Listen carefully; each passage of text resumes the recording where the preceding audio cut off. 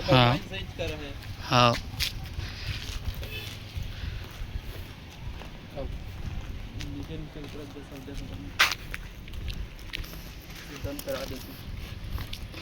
इसको जल्दी से जल्दी डन करवा देंगे, उसको एक बार दिखा लेते हैं फिर।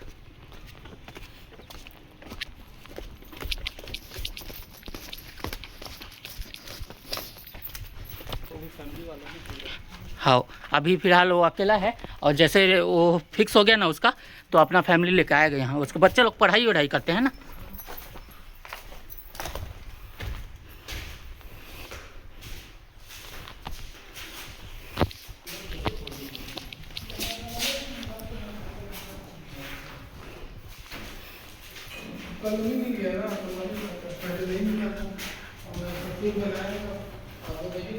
वो अनुकंपा में लगे हैं ना, अनुकंपा में। हाँ उस टाइम सुना था मैं।